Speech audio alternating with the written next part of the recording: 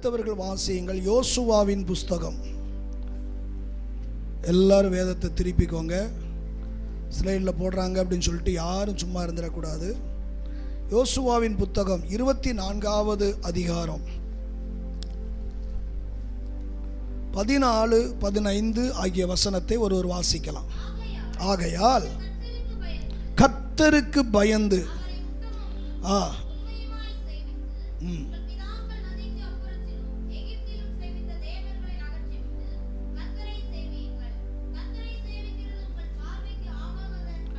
ஆகாதது என்று கண்டால்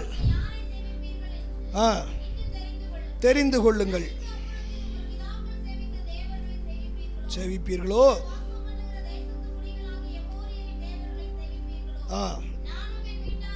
நானும் என் வீட்டாருமோ வென்றால் கர்த்தரையே சேவிப்போம் என்றான். கைகளை உயர்த்தி ஆண்டவருக்கு கர்த்தரையே சேவியுங்கள் அப்படிங்கிற தலைப்பிலே ஆண்டுடைய வசனத்தை இந்த நாளிலே தியானிப்பதற்கு பரிசுத்த ஆவியானவர் உதவி செய்வாராக. கர்த்தரையே சேவியுங்கள். ஆண்டவருடைய பரிசுத்த நாமத்துக்கு மகிமை உண்டாவதாக. இந்த யோசுவா அப்படிங்கிற மனிதனை குறித்து ஓரளவு நமக்கு தெரியும். மோசேக்கு மிகவும் உதவியாய் இருந்த ஒரு உதவி ஊழியக்காரன், உடன் ஊழியக்காரன். எல்லா நிலையிலும் யோசுவா அவனோடு கூடவே இருந்தவன். இந்த யோசுவா ஜெபத்திலும் சரி, உபவாச நாட்களிலும் சரி, ஊழிய பாதையிலும் சரி, எல்லாவற்றிலும் உதவியாய் இருந்தவன் இந்த யோசுவா. ஒரு நாளிலே சொல்லுங்க.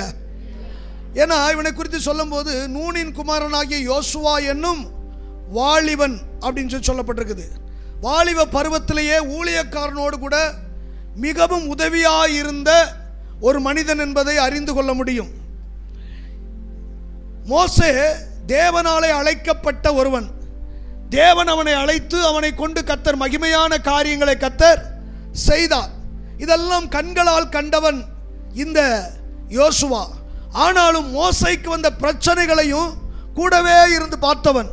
எப்பொழுது இந்த ஜனங்கள் எப்படி மாறுவார்கள் என்று தெரியாது. இவ்வளவு பெரிய அற்புத அடையாளங்களை செய்தவன், இவ்வளவு அனுபவம் மிக்கவன் இந்த மோசே. ஏன்னா அவன் ஊழியத்துக்கு வரும்போது அவனுடைய வயது எத்தனை தெரியுமா? 80 வயதிலே ஊழியத்துக்கு வந்தான். ஒருவேளை மோசைய மாதிரியே நான் வர்றையான்னு சொல்லியிருந்தா உங்களுக்கு நான் அடக்காரன்னு தான் பண்ணணும். ஏன்னா 80 வயசு வரைக்கும் நம்ம வண்டியே இருக்குமான்னு தெரியாது. 80 வயசுல தான் இணைஞ்சாரு மோசே ஊழியத்துக்கு வந்தார். அனுபவம் மிக்கவர். அவனை குறித்து சொல்லப்பட்டிருக்குது, எகிப்தில் உள்ள சகல சாஸ்திரங்களையும் கற்று தேறின ஒரு மனிதன் என்று சொல்லி. அல்லேலூயா. அப்படிப்பட்ட ஒரு மனிதன். அவனையே இந்த ஜனங்க தோத்திரம் படாத பாடு படுத்துனாங்க. எப்போ கல்லை எடுப்பாங்கன்னே தெரியாது, எப்போ முறுமுறுப்பாங்க அப்படின்னு தெரியாது, எப்போ விரோதமாக பேசுவாங்கன்னு தெரியாது. அனுபவம் உள்ள ஒரு மனிதன், திறமை உள்ளவன். அத்தனை இருந்த போதிலும் கூட மோசையாலேயே சமாளிக்க முடியாதபடி, போதும் கர்த்தாவே, நானா இவர்களை பெத்தேன், எனக்கு எதுக்குன்னு சொல்லி ஊழியத்தை விட்டு போறதுக்கு அவர் ரெடியா இருந்தாரு. அப்படிப்பட்ட ஒரு ஊழியத்தை நான் எப்படி செய்கிறது அப்படின்னு ஒரு பயம் யோசுவாவுக்கு இருந்தது. இன்னைக்கும் ஊழியம் செய்யணும்னா சில பேருக்கு பயம் இருக்குது. ஒரு காஸ்பல் அறிவிக்கணும்னா சிலருக்கு பயம் இருக்கிறது. என்ன அப்படின்னா ஏதாவது சம்பவித்திருமோ, ஏதாவது நடந்துருமோன்னு. தெய்வ பிள்ளையே, ஒரு காரியத்தை ஆண்டவர் தெளிவாக வைத்திருக்கிறார். வேதம் சொல்லுது, ஒரு காசுக்கு வாங்குற 2 அடைக்கலான் குருவி கூட தேவனுடைய சித்தம் இல்லாமல் தரையிலே ஒன்றும் விழாது என்று சொல்லி. கையை உயர்த்தி, உன் தலையில உள்ள முடியெல்லாம் கர்த்தர் எண்ணி வைத்திருக்கிறாரா அப்படின்னா அவர் அனுமதி இல்லாம உன்னை ஒருவனும் தொட முடியாது. ஆமென். ஹல்லேலூயா. ஆண்டவருக்கு மகிமை உண்டாகட்டும். ஊழியத்திற்காக தம்முடைய பிள்ளைகளை, உம்மை சீசர்களை அனுப்பும் போது ஆண்டவர் அதிகாரத்தை கொடுத்து அனுப்பினாரு. வானத்திலும் பூமியிலும் எனக்கு சகல அதிகாரமும் கொடுக்கப்பட்டிருக்குது, நான் உங்களை அனுப்புறேன்.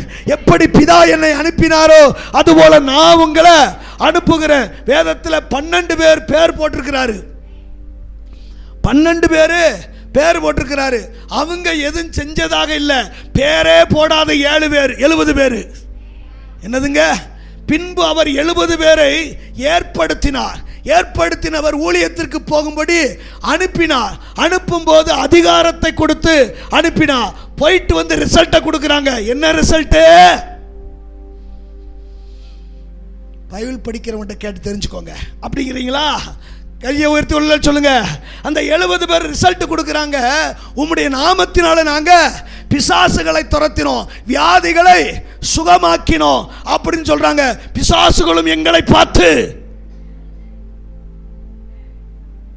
ஆமென் போட்டிருக்கு. பிசாசுகளும் எங்களை பார்த்து பயப்படுகிறது. ஆண்டவர் சொன்னாரு, ரொம்ப ஓவரா போறாங்க என் பிள்ளைங்க, ரொம்ப ஓவரா. பிசாசுகள் உங்களை பார்த்து பயப்படுதுன்னு நினைச்சு சந்தோஷப்படாதீங்க.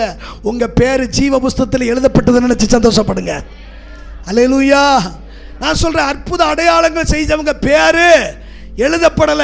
சில வேளைகளில் மறைக்கப்பட்ட நிலைமையில இருக்கலாம் நம்ம செஞ்ச காரியம். ஆனா தேவனுக்காக நீ இறங்கி செய்யும் போது கர்த்தர் உனக்கு அதிகாரத்தை கொடுத்து, அல்லேலூயா, மார்க்கில் தெளிவா சொல்றாரு, விசுவாசம் உள்ளவர்களாய் செய்யப்படுகிற அடையாளங்கள் யாவன என்ன தெரியுமா? தோத்திரம், பிசாசுகளை துரத்துவாங்க. ஆமா, வியாதியஸ்தர் கைகளை வைப்பாங்க. நான் சொல்ல, ஊழியத்துக்கு போறீங்களே, பேய துரத்துனீங்களா? 2 காரியம் நடக்கணும். ஒன்று, போற இடத்துல பேய துரத்தணும், இல்லால பேயால நம்ம துரத்தப்பட்டு வரணும். ஏதாவது ஒன்று. எவனாவது உங்களை துரத்துறானா அவனுக்குள்ள பேய் இருக்கு. இன்னும் ஒரு மாதிரி இருக்கீங்க. வெளியே அந்த ஆவி கண்டா நின்று பயமுறுத்தி என்ன சொல்லுவார் பாஸ்டர்? 6 அல்லேலூயா சொன்னீங்க, வெளியே வந்தா நான் உங்களை பிடிச்சிக்குவேன் பார்த்துக்கோங்க அப்படின்னுட்டா மிரட்டி விட்டுருக்கா. யாரும் நினைக்கிறாங்க, பாஸ்டர் எங்கன்னு நிற்கிது பாஸ்டர்? ஆளுகளை பாருங்க. ஒரு அல்லேலூயா சொல்லுங்க. கர்த்தர் நல்லவர். அதனால கவனிங்க, ஆண்டவர் ஒரு மனிதனை ஊழியத்துக்கு அனுப்புறாருன்னா சும்மா அனுப்ப மாட்டாரு. அது சிறுவர் ஊழியமா இருக்கலாம், அது வாலிபர் ஊழியமா இருக்கலாம், அது பெண்கள் ஊழியமா இருக்கலாம், அது சுவிசேஷ ஊழியமா இருக்கலாம், என்ன ஊழியமா இருக்கட்டும். ஊழியத்திற்கு ஆண்டவர் அனுப்புறாருன்னா அவனுக்கு ஒரு அதிகாரத்தையும் அழைப்பையும் அபிஷேகத்தையும் கர்த்தர் கொடுக்கிறாரு. அல்லேலூயா. யாராவது உங்ககிட்ட ஒரு பிரச்சனை இருக்குன்னா எங்க பாஸ்டர்ட்ட சொல்லி ஜெபம் பண்றேன். இல்ல இப்ப நான் உனக்கு ஜெபம் பண்றேன் அப்படி சொல்லி பாருங்க. அங்கதான் விசுவாசத்தின் வர உங்களுக்குள்ள செயல்பட தொடங்குது. சொல்லி பாருங்க, நான் இப்ப உங்களுக்காக ஜெபம் பண்றேன், நான் ஜெபம் பண்றேன். நீங்க நம்புறீங்களா? இயேசு உங்களுக்கு சுகம் தருவார், நீங்க நம்புறீங்களா? கேட்டு பாருங்க, கேட்டு பாருங்க. அவங்கள்ட்ட இயேசு உங்களுக்கு நேற்று ஒரு தங்கச்சி என்ன ஜெபிக்கிறதுக்காண்டி கூப்பிட்டுருந்தாங்க. இந்த மாதிரி ஒருத்தருக்கு ஜெபம் பண்ணணும் பாஸ்டர், நீங்கள் வாங்க. சரின்னு சொல்லி போனால் பாஸ்டர் எங்கள் பாஸ்டர் வந்துக்கிட்டு இருக்காரு. கையை வச்சு ஒரு ஆள் சொல்லுங்கள், எனக்காக ஒருத்தர் ஜெபம் பண்ண தொடங்கியிருக்காரு. அதான் ஒரு ஆள் இல்லையா, வேற ஒன்றும் இல்லை. கர்த்தருக்கு ஸ்தோத்திரம். ஆமாம், எங்கள் பாஸ்டர் உங்களுக்காக ஜெபம் பண்ண வர்றாரு. ஐயோ, உங்கள் பாஸ்டர் வர்றாரு இருக்கும், வேண்டான்னு சொல்லுங்கள். ஏன்? இல்லை, கொஞ்சம் கட்டிங் போட்டேன். அந்த ஆளுக்கு முடியலை, முடியாதவருக்கு சொல்லி இந்த தங்கச்சி ஜெபம் பண்ணி அவங்களுக்கு சரியாயிருச்சு. இதை விட எங்கள் பாஸ்டர் வந்து ஜெபம் பண்ணா இன்னும் நீங்கள் நல்லா இருவீங்க அப்படின்னு சொல்லியிருக்கு. ஆமா, எங்கள் பாஸ்டர் வந்து ஜெபம் பண்ணா இன்னும் நீங்கள் நல்லா இருவீங்க அப்படின்னு சொல்லியிருக்குது. அப்படின்னா இந்த மனுஷன் எந்த அளவுக்கு இருக்கணும்?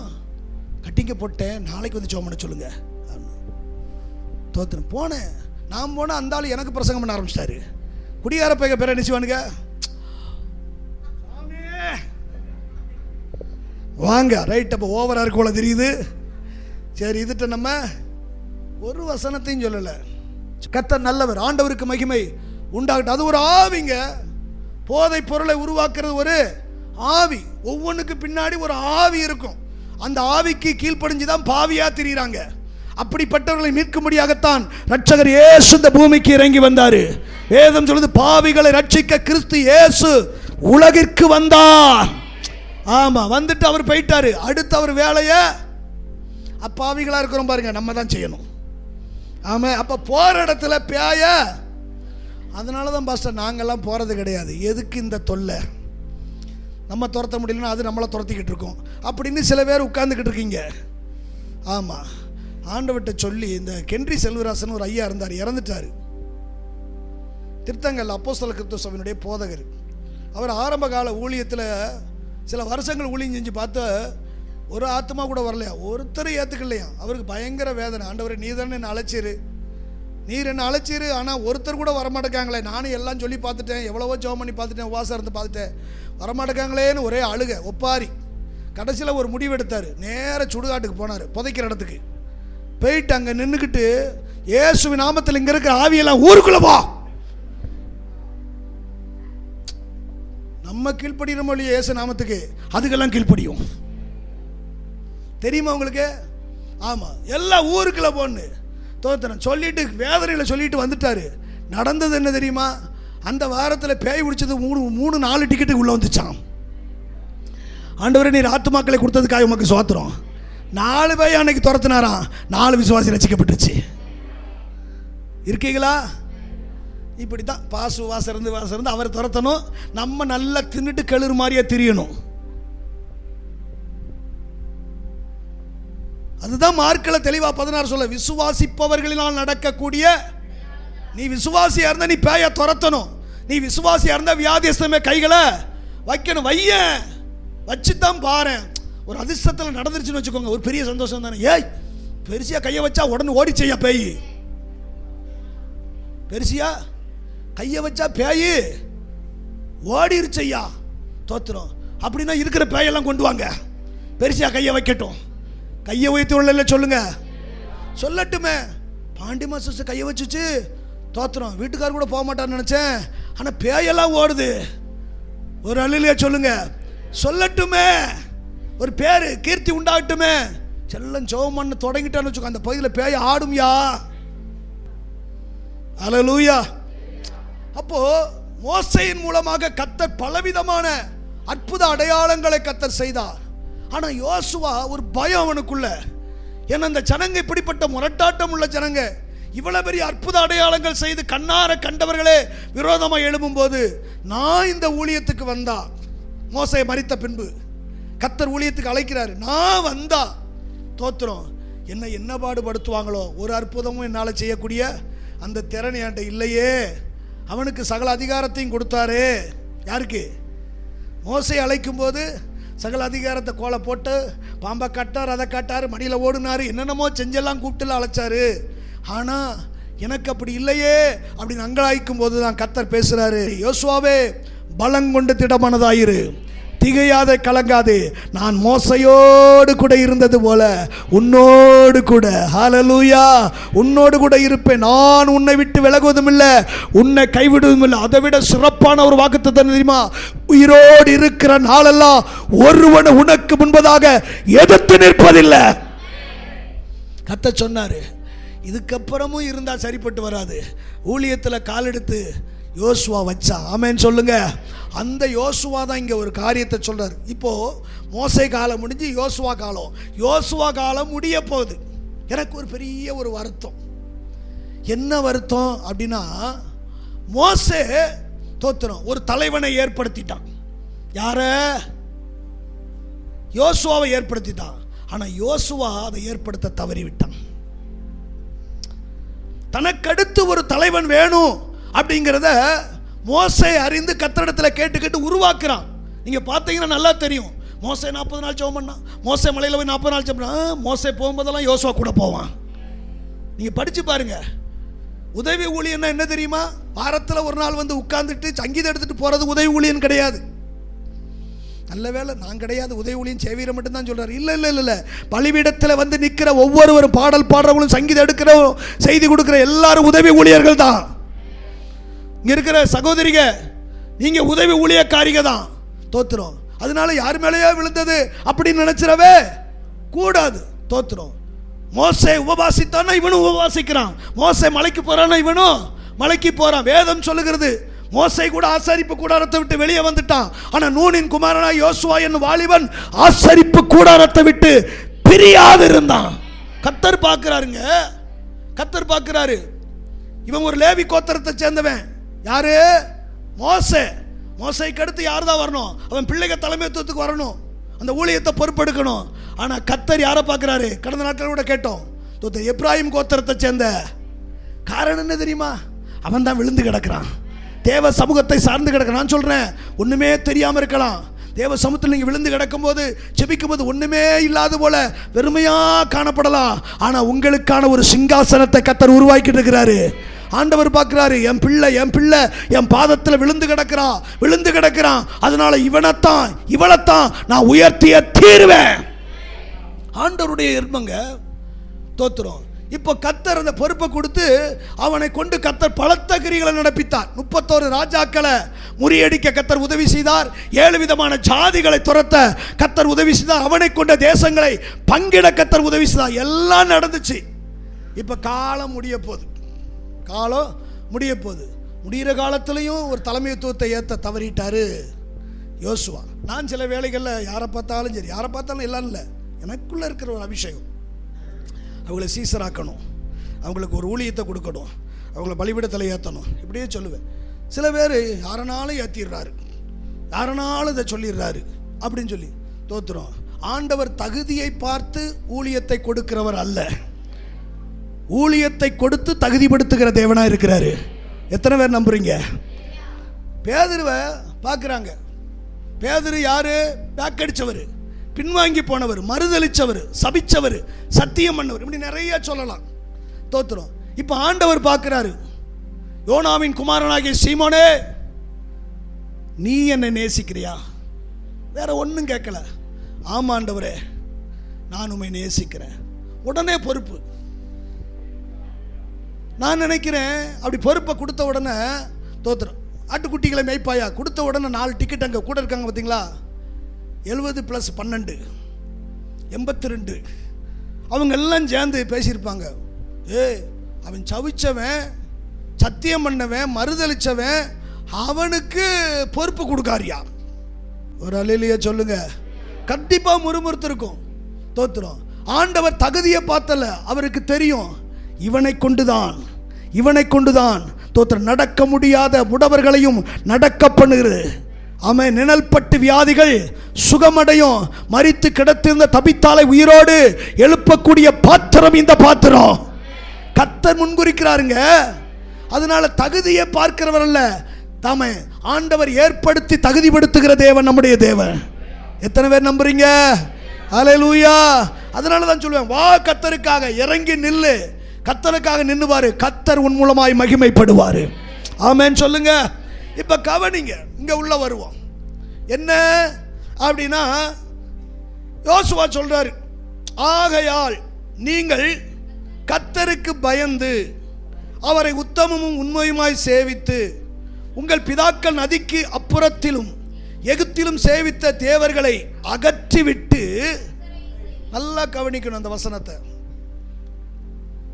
மோசே காலம் முடிஞ்சிருச்சு. மோசேக்கு கர்த்தர் பிரமாணங்களை கொடுத்திருக்கிறாரு. அந்த பிரமாணத்தில் ஒரு பிரதானமானது என்ன தெரியுமா? வானத்தின் கீழே பூமிக்கு மேலே தோற்று யாதொரு சுரூபத்தையோ விக்கிரகத்தையோ வணங்கவோ நமஸ்கரிக்கவோ கூடாதுன்னு பிரமாணம் கொடுத்துருக்காரு. இந்த பிரமாணம் ஓயாம வாசிக்கப்படும். பழைய ஏற்பாட்டு காலத்தில் பிரமாணம் ஓயாம வாசிக்கப்படும். இப்போ மோசே காலம் முடிஞ்சு யோசுவா காலம் வந்துருச்சு. இப்போ என்ன நடக்குது? இங்கே ஒரு வார்த்தையை சொல்றாரு யோசுவா. என்ன சொல்றாரு பாருங்க. ஆகையால் நீங்கள் கர்த்தருக்கு பயந்து அவரை உத்தமமும் உண்மையுமாய் சேவித்து உங்கள் பிதாக்கள் நதிக்கு அப்புறத்தில் எகிப்திலும் சேவித்த தேவர்களை அகற்றி விட்டு. அப்போ மேட்ரு உள்ள இருக்குன்னு அர்த்தம். என்னதுங்க? நீங்க நிருபங்கள் எல்லாம் படிச்சு பாருங்க. நிருபங்கள் எல்லாம் படிக்கும்போது அதில் வர்றதான காரியங்கள், விபச்சாரரே விபச்சாரிகளே, யாருக்கு? பரிசுத்தவான்களுக்கு எழுதுகிறதாவது உணர்வடையுங்கள் அப்படின்னு மேட்ரு அங்கே இருக்குன்னு அர்த்தம். கையை வைத்து உள்ள சொல்லுங்க. அப்ப இங்க சொல்றாரு பாருங்க, என்னன்னா அகற்றி விட்டு கர்த்தரை சேவிங்கள் அப்படின்னா, இவ்வளவு அற்புதங்கள், இவ்வளவு அடையாளங்கள், அதிசயங்கள், அற்புதங்களை கண்ட போதிலும் இன்னும் சில ஐட்டங்களை உள்ள. நான் சொல்றேன், நாம் ஆராதிக்கிற தெய்வம் பரிசுத்தம் உள்ளவர். நாம் ஆராதிக்கிறவர் பரிசுத்தம் உள்ளவர், பாவம் இல்லாதவர். தோத்திரம். பூமியில நம்மை போல மனிதனாக பிறந்த போதிலும் கூட பாவம் செய்யாதவராகவும் பாவம் இல்லாதவராகவும் வாழ்ந்தாரு. அல்லேலூயா. பாவம் செய்யவும் இல்லை, பாவம் அவரிடத்துல காணப்படவும் இல்லை. அப்படிப்பட்ட பரிசுத்தமுள்ள தெய்வத்தை நீங்களும் நான் ஆராதிக்கிறோம். அதனாலதான் அவர் சொல்லும் போது சொன்னாரு, என்ன சொன்னாரு அப்படின்னா, நான் பரிசுத்தராய் இருக்கிறபடினாலே நீங்களும் எனக்கேற்ற பரிசுத்தம் உள்ளவர்களாக இருங்கள். எனக்கேற்ற ஒரு பரிசுத்தம். ஸோ உன் லெவலுக்கு நீ யோசிக்காத, இன்னொருத்தங்களை பார்க்காத. அவங்க விட நான் பரவாயில்ல, நான் பெற்றுதான். அவங்கள விட நான் பரவாயில்ல, அப்படி அல்ல, அப்படி இல்லை. என்னை பார்.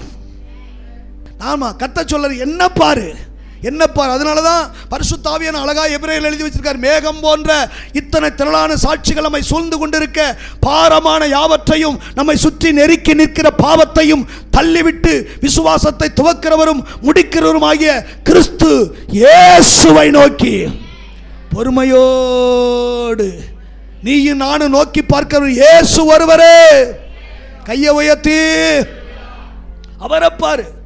நீ அவரை மாதிரியா மாறணும். இந்த பூமிக்கு அவர் வந்தது என்ன தெரியுமா? அவரை போல உன்னை மாற்ற. நீ அவரை மாத்திர நினைச்சிடக்கூடாது. ஆமா, நிறைய வேளையில் அவரை தான் நம்ம மாற்ற நினைக்கிறோம், தோத்துறோம். அவரை திருப்ப நினைக்கிறோம். ஆனா அவர் நினைக்கிறது என்ன தெரியுமா? தோத்துறோம், என்னை போல நீ மாறணும். அதனாலதான் யோவான் சொல்றாரு, இப்பொழுது நாம் தேவனுடைய பிள்ளைகளாய் இருக்கிறோம், இனி எப்படி இருப்போம் என்று தெரியல, ஆகிலும் அவர் வரும்போது அவர் இருக்கிற வண்ணமாகவே நாம் அவரை தரிசிப்பதினாலே அவருக்கு ஒப்பாக. இயேசுவை பார்த்தா உங்களை பார்க்க வேண்டியதில்லை. பக்கத்தில் கைப்பிடி சொல்லுங்க, நீங்க இயேசு மாதிரி மாறிடுவீங்க, இயேசு மாதிரி மாறிடுவீங்க. அல்லேலூயா. சொன்னீங்களா? தோத்துறோம். இயேசு மாதிரி. ஆமாம், இயேசு மாதிரி நீங்கள் மாறிட்டீங்கன்னு வச்சுக்கோங்க. நீங்கள் பட்டாசு தொழிற்சாலை வேலைஞ்சாலும் சரி, கொத்த வேலை செஞ்சுக்கிட்டாலும் சரி, அப்படி சாந்தள்ளி பூசிக்கிட்டே இருக்கும்போது சோத்திரம் அந்த செங்கலடு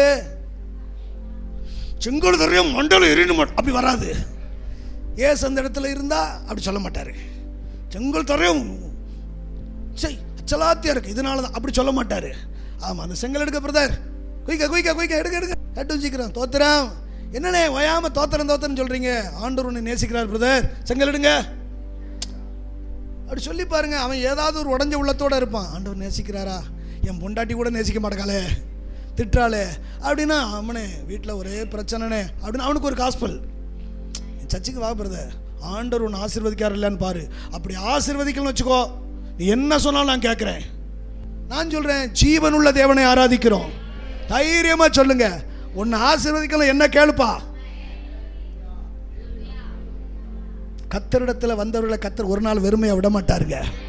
நம் தேவன் ஆசீர்வதிக்கிற கர்த்தர். அல்லேலூயா. ஆண்டவருக்கு மகிமை உண்டு. அப்போ கவனிங்க, அகற்றி விட்டு கர்த்தரையே சேவிங்கள். கர்த்தரை சேவிக்கிறது உங்கள் பார்வைக்கு கண்டால் பின்ன யாரை சேவிப்பீர்கள் என்று இன்னைக்கு தெரிஞ்சுக்கோங்க. ஒரு முடிவு இன்று தெரிந்து கொள்ளுங்கள்.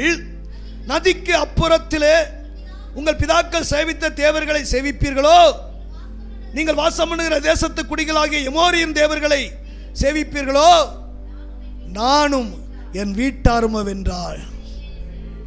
என்ன ஒரு தீர்மானம் பாருங்க. தோத்திரம் எல்லாம் சொல்றாரு, உங்களுக்குள்ள இப்படி எல்லாம் காணப்படுது. ஆனா எனக்குள்ள ஒரு தீர்மானம், நானும் என் வீட்டாருமோ வென்றாள். அல்லேலூயா சொல்லுங்க. ஒரு தீர்மானம் எடுக்காருங்க. நல்லா பாருங்க, நான் சேவிப்பேன் அப்படி இல்லை. சில வேளைகளை வீடுகள்ல இருந்து கிளம்பும் போது சில பிரச்சனைகள். தோத்திரம் ஐயா கிளம்பிறாரு, அம்மா வீட்டில் சமையலெல்லாம் பண்ணிக்கிட்டு இருக்குது. அம்மா தான் சமையல் பண்ணுதா இல்லை ஐயா பண்ணுறாரா? சரி, ஏதோ ஒன்று நடக்கட்டும். தோத்திரம் அம்மா சமையல் வேலைலாம் நடக்குது. சில வேலைகள்லாம் திடீர்னு தண்ணி வந்துடுது, இந்த காரியம் அந்த காரியமெல்லாம் செய்ய வேண்டியிருக்குது. அப்படிங்கும்போது கொஞ்சம் லேட் ஆகிக்கிட்டு இருக்குது. லேட்டாக இங்கே ஒரு மணி எத்தனை ஆச்சு, நீ இன்னும் கிளம்பாம இருக்க. அவர் வேற லேட்டாக போனால் கடிப்பார். நான் என்னைக்கியா கடிச்சேன்? அவர் வேற கிளம்பிச்சுக்கிறோம் அப்படின்னு ஆள் இன்னும் லேட்டாக இருந்தா பாங்கண்ணா, நீங்கள் பாங்க, நான் வேணா நடந்து 10:15 வரேன், பாங்க உடனே போ, என்னன்னு போ அப்படின்னு ஆள் இங்கே வந்துடுது. அது கொஞ்சம் லேட்டாக வருது. இல்லை நான் லேட்டாக போன அவர் கடிப்பார், அதனால நான் அந்த வாரம் வரல, கேட்டால் உடம்புக்கு முடியலன்னு சொல்லிடுங்க. நான் சொல்லுவேன், உன் வாயின் வாய்த்தின்படி ஆகட்டும். கையை ஊற்றி ஒரு அல்ல சொல்லுங்க. தோத்துரும். ஆனா யோசுவா அப்படி விட்டுட்டு போறது மாதிரியா இல்ல, நானும் என் வீட்டாருமோ வென்றாள். ஒரு தீர்மானம் எடுக்கிறான். நான் கர்த்தரை எப்படி சேவிக்கிறனோ, என் மனைவி அப்படியே சேவிக்கணும், என் பிள்ளைக்கு அப்படியே சேவிக்கணும். ஒரு அல்லேலூயா சொல்லுங்க. நானும் என் வீட்டாரும். அப்படின்னா சில தியாகம் பண்ணித்தாகணுங்க. ஒருவேளை ரட்சிக்கப்படலையா, மனைவி ரட்சிக்கப்படல, கணவன் ரட்சிக்கப்படல, சில தியாகம் பண்ணித்தான் ஆகணும். கோபப்படுற ஆளா இருந்தா கொஞ்சம் கோபத்தை குறைக்கணும். கொஞ்சம் இல்ல, கோபத்தையே குறைக்கணும். இருக்கீங்களா? ஆமா, அடிக்கடி எனக்கு கூட கோபம் படக்குன்னு வந்துருது. கோபம் வந்துருது. சில வேளையில் வார்த்தையை விட்டுருவேன். விட்டுட்டு ஆண்டவர் சமத்தில் போய் அழுவேன். இப்படி பேசிவிட்டேன்னு ஆண்டவரே அப்படின்னு சொல்லி. கோபம் வரும், கோபம் கொண்டாலும் என்ன செய்யாதீங்க, பாவம் செய்யாதீங்கன்னு வேதம் சொல்லுது. நம்ம சில காரியத்தை மாற்றணும், சில காரியத்தை எப்படியாவது ரட்சிப்புக்குள்ள என்ன செய்யணும், நடத்தணுமே, ரட்சிக்கப்படணும். ஒருவேளை இயேசு கிறிஸ்து ஒருவேளை இந்த 12ஆம் மணி வேளையில் வந்துட்டார்னா நான் போயிருவேன், ஆனால் அவங்க கைவிடப்படுவாங்களே, என் பிள்ளை கைவிடப்படுமே, என் கணவன் கைவிடப்படுவானே, என் மனைவி கைவிடப்படுவாளே, என் மாமி கைவிடப்படுவாளே, என் மாமன் கைவிடப்படுவானே, என் நாத்தனார் கைவிடப்படுவார்களே. என்ன இப்படி இருக்கிறீங்க? கைவிடப்பட்டது மாதிரியே நீங்கள் உட்கார்ந்துட்டு இருக்கீங்களா? அப்படின்னா கொஞ்சம் பிரயாசப்படணுங்க. அவங்களுக்கு நயந்து சில காரியத்தை பேசணும். நான் சொல்கிறேன், சர்ச்சுக்கு வாமா, சர்ச்சுக்கு வாமா. பொம்பளையாள்கிட்ட பேசுகிறோம், சர்ச்சுக்கு வாமான்னு. ஆமாம் போங்க, நான் வரல. ஆமாம் போமா அப்படின்னு சில நயந்து பேச பேச தோத்துறோம். என்னம்மா நல்லா இருக்கியா, வைக்கிறேன், உனக்கு ஒரு சேலை பார்த்துருக்கம்மா, இங்கே வரு, உனக்கு சேலை வாங்கி தருவேன், சர்ச்சுக்கு வருவியா? இருக்கட்டுமே, கலந்த ஒரு 1000 ரூபாய்க்கு கூட போட்டுமே, 1000 ரூபா நஷ்டமானாலும் ஹத்துமா விளையேறப்பட்டதல்லவா. ஒரு 2 வட்டம் வந்துட்டாங்கன்னு பிடிச்சிக்கோங்க, அப்புறம் நாங்கள் பிடிச்சிக்குவோம். நாங்கள் பிடிக்கிறத விட அவங்க ஆண்டவரை பிடிச்சிக்குவாங்க. கையை ஊற்றி சொல்லுங்க, நம்ம வேலை அவங்கள கொண்டு வந்து பைபிளில் பாருங்க, ஏசுநாதத்தை கொண்டு வந்து விட்டுட்டு பேசாமல் போயிட்டாங்க. மற்றது ஏசுநாதர் பார்த்துக்கிட்டோம். ஆமேன்னு சொல்லுங்க. எப்படியாவது அவங்க ரட்சிக்கப்படணும். சில தியாகம் அவன் சொல்றார், நானும் என் வீட்டாரும் வென்றால் கர்த்தரையே சேவிப்போம். என் வீட்டாரு தன் பிள்ளைகளை விடுறது மாதிரியே கிடையாது. என் பிள்ளைகளும் கர்த்தரைத்தான் என்ன செய்யணும், சேவிக்கணும். சொன்ன வார்த்தையே காக்க மாட்டேக்கா, வரமாட்டேக்கான் பாஸ்டர். காலையிலேயே மட்டையை தூக்கிட்டு போயிடுறான். சொல்லுங்க, ஆண்டவர் பைபிள் சொல்லுதுங்க வசனம், அவர் காயப்படுத்தி காயம் கட்டுகிறவரா இருக்கிறார். அப்படின்னா காயப்படுத்து போடுங்க ஆண்டவர், காலில் ஒரு போடு. என்னடா நல்லா தானே போன,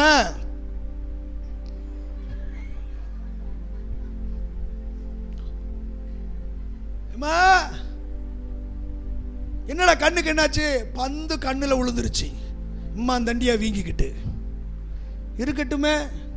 ஒரு அல்லேலூயா சொல்லுங்க, கையை வைத்து சொல்லுங்க. இப்போ யார் கையிலையும் வடி தண்ணி விடுகல, கையை வைத்து சொல்லுங்க. கர்த்தருக்கு மகிமை உண்டாகட்டும். தோத்துறோம். தன் பிள்ளைகளும் கர்த்தரை என்ன செய்யணும், அதுக்கு சில தியாகம். வாப்பா, வா தம்பி, வாமா, வாடா செல்லம், வா ஆண்டவரை தேடுப்பா, இந்த அம்மாவுக்காகயா, அப்பாவுக்காகயா, அப்படி சொல்லி எப்படியாவது கர்த்தருக்குள்ள பிள்ளைகள் என்ன செய்யணும், வழி நடத்த பிரயாசப்படணும். யோசுவா, ஏன்னா அன்னைக்கு பாருங்க என்னென்னமா இருந்துச்சு ஜனங்க, ஆனா யோசுவா அவன் எடுத்த தீர்மானம். அப்படின்னா என்ன, தோத்திரம் எல்லாம் கூடி உட்கார்ந்து பேசுவாங்க, கர்த்தரை பத்தி பேசுவாங்க. தோத்திரம் கடந்த காலங்கள் நடந்த சம்பவங்கள் எல்லாம் பேசுவாங்க, ஒருத்தருக்கு ஒருத்தர் பேசி கர்த்தரை பத்தி. நான் சொல்ல ஆராதனை முடிச்சு போன உடனே பேசுங்க. என்னத்தை பேசுங்க, பாஸ்டர் வடிச்சது நீ விழுந்து சொன்னார்ல, ஆமா அதை மட்டும் பிடிச்சிக்கோங்க. அந்த காலை இழுத்துட்டு போனதை மட்டும் பிடிச்சிக்கோங்க. மற்றதெல்லாம் பேசுன வசனமெல்லாம், மற்ற வார்த்தையெல்லாம் விட்டுருங்க. ஆளுகளை பாருங்க. ஒரு ஆளுலையா சொல்லுங்க, கர்த்தருக்கு உட்கார்ந்து ஆராதனை முடிச்ச உடனே பேசுங்க. கர்த்தர் என் கூட பேசுறாரு, எனக்கு தான் உணர்த்தினார், என் கூட தான் பேசினாருங்க. எப்படியாவது இன்னைக்கு அவனை ரட்சிப்புகளை நடத்தணும், அவளை ரட்சிப்புகளை நடத்தணும். புருஷனா இருந்தால் அவன்னு சொல்லாதீங்க, அவரை எப்படியாவது ரட்சிப்புகளை நடத்தணும். அப்படி நீங்க சொல்லுங்க, ரட்சிப்புகளை நடத்தணும் அப்படின்னு சொல்லி. யோபு தன் பிள்ளைகள், தோத்திரம் யோபை போல வசதி உள்ளவன் இந்த உலகத்தில் யாருமே கிடையாது. ஆமாவா இல்லையா? உர்சு தேசத்தில் அவன் பெரிய சீமானா இருந்தானா, அப்படிப்பட்ட வசதி படைத்த சீமா, பெரிய பணக்கார. அவனுடைய பிள்ளைக தோத்திரம் விருந்துக்கு போவாங்களாம். எங்க, அவனுடைய சகோதரனுடைய வீட்டுக்கு டெய்லி ஒரு விருந்து. தோத்திரம் இன்னைக்கு திங்கக்கிழமை இங்க, செவ்வாய்க்கிழமை அங்க, புதன்கிழமை அங்க. விருந்துக்கு போயிட்டு வந்த உடனே யோபு தன் பிள்ளைகளை பார்த்து நினைப்பானா, என்ன நினைப்பான் அப்படின்னா, ஒரு வேளை, என்னது வேலை, ஒரு வேளை பாவம் செய்தாலும் செய்திருக்கலாம், அறியாமலே பாவம் ஒட்டி இருக்கலாம். அதனால யோபு சுத்திகரிப்பை உண்டு பண்ணுவானா. நான் சொல்றேன், படிச்சிருக்கீங்களா? சுத்திகரிப்பை உண்டு பண்ணுவானா.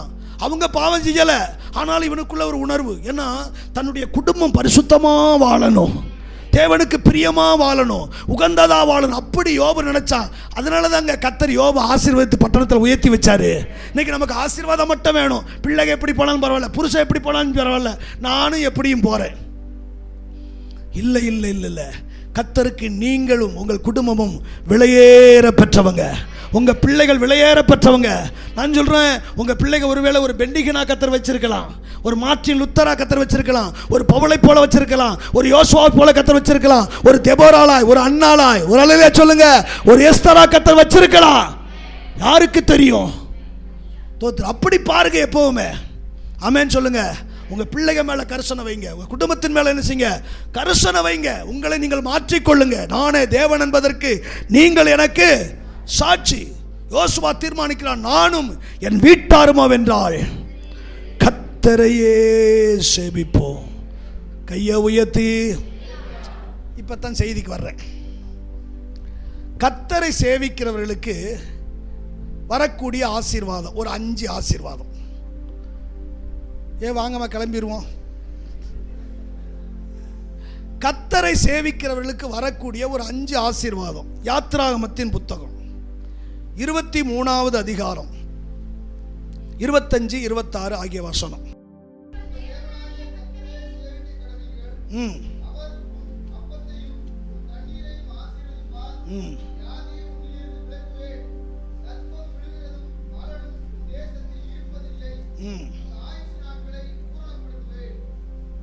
ஒரு அல்லேலூயா சொல்லுங்க. அல்லேலூயா. இதுல 4 ஆசீர்வாதத்தை சொல்லியிருக்காரு. இன்னொரு ஆசீர்வாதம் இன்னொரு இடத்துல இருக்குது. ஆண்டவரை சேவிக்கிற பிள்ளைகளுக்கு ஆண்டவர் வைத்திருக்கிற ஆசீர்வாதம். அதுல ஃபர்ஸ்ட் என்னது அப்படின்னு சொன்னா, ஆமா என்ன சொல்றாரு, உன் அப்பத்தையும் உன் தண்ணீரையும் ஆசீர்வதிக்கிறவர். நான் சொல்றேன், கர்த்தரை சேவிக்கிற கர்த்தருடைய பிள்ளையே, ஒரு நாள் நீயும் சரி உன் பிள்ளைகளையும் கர்த்தர் ஒரு நாளும் பட்டினி கிடக்க கர்த்தர் விட மாட்டாரு. ஆமா தோத்திரம். சங்கீதக்காரன் தாவீது சொல்லும்போது அழகா சொல்றார். 37:25 சங்கீதம் 37:25 அவர் சொல்றாரு, தோத்திரம், நான் இளைஞனாயிருந்தேன், முதிர் வயதும் ஆனேன், ஆனாலும் நீதிமான் கைவிடப்பட்டதும் அவன் சந்ததி அப்பத்துக்கு இறைந்து திரிந்ததையும் நான் பார்த்ததில்லை. நான் சொல்றேன், உன்னையும் சரி உன் பிள்ளைகளையும் சரி சாப்பாட்டுக்கு இல்லைன்னு கையேந்த என் தகப்பன் ஒரு நாள் விட மாட்டாருங்க. அல்லேலூயா. கண்கள் காண, உன் சத்துருக்கள் கண்கள் காண உன்னையும் உன் பிள்ளைகளையும் கர்த்தர் திருப்தியாய் போஷிக்கிற கர்த்தராய் இருப்பாரு. வேதம் சொல்லுது, உன் அப்பத்தையும் தண்ணீரையும் நான் ஆசீர்வதிப்பேன். அப்படின்னா என்ன? நீ ஆண்டவரை சேவிக்கிற, வானத்தையும் பூமியும் படைத்த சர்வ வல்லமையுள்ள தெய்வத்தை நீ சேவிக்கிற, நீ பட்டினி கிடக்க விட மாட்டாரு. தோத்திரம். சில பேர் சொல்லுவாங்க, அவ கொழுப்பு, எதுக்கு சாப்பிடவே இல்லையா, அதுக்கு அவ கொழுப்பு அப்படிம்பாங்க. கேட்டிருக்கீங்களா? அப்படி வேணா நம்ம இருக்கலாம். ஆனா கர்த்தர் சாப்பாட்டுக்கு இல்லை அதனால என் பிள்ளைங்க பட்டினி கிடக்குன்னு அப்படி கர்த்தர் விடவே மாட்டார். ஆகையால் தான் சங்கீதக்காரன் தாவீது அழகா சொல்றாரு 34 சங்கீதத்தில், சிங்க குட்டிகள் தாழ்ச்சி அடைந்து பட்டினியாயிருக்கும், கர்த்தரை சேவிக்கிறவர்களுக்கோ ஒரு நன்மையும் குறைவுபடாது. தெய்வ பிள்ளையே, ஆண்டவர் கொடுக்கிற முதலாவது ஆசீர்வாதம் என்ன தெரியுமா? தோத்திரம். உன் அப்பத்தையும் தண்ணீரையும் ஆசீர்வதிக்க. 40 வருஷங்க வனாந்தர வாழ்க்கை. கர்த்தர் நினைச்சார்னா தோத்திரம் அப்படியே அவங்களை தூக்கி கொண்டு வந்து உள்ள கொண்டு வச்சிருக்க முடியும். இல்லை இல்லை இல்லை, 40 வருஷம் அவங்களுக்கு சில பிரமாணங்களை கற்றுக் கொடுக்க கர்த்தர் விருப்பப்பட்டாரு. 40 வருஷம் வனாந்தரத்தில் என்ன வேலை செஞ்சாங்க? எங்க போய் வளையம் குத்துனாங்க? எங்க சரம் பண்ணாங்க? எங்க வெடி உருட்டுனாங்க? இருக்கீங்களா? எங்க கொத்த வேலைக்கு போனாங்க? ஒரு வேலையும் செய்யல.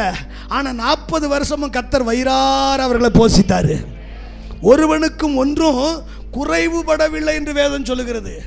அப்படி போஷிக்கிறவர் நாம் ஆராதிக்கிற கர்த்தர். நீ தெய்வத்தை சேவிக்கிறபடினாலே கர்த்தர் உன்னை போஷிக்க போதுமானவர், உன் பிள்ளைகளை போஷிக்க போதுமானவர். காரணம் என்ன? கர்த்தரை சேவிக்கும் போது கர்த்தர் உன் அப்பத்தையும் தண்ணீரையும் ஆசீர்வதிப்பார்.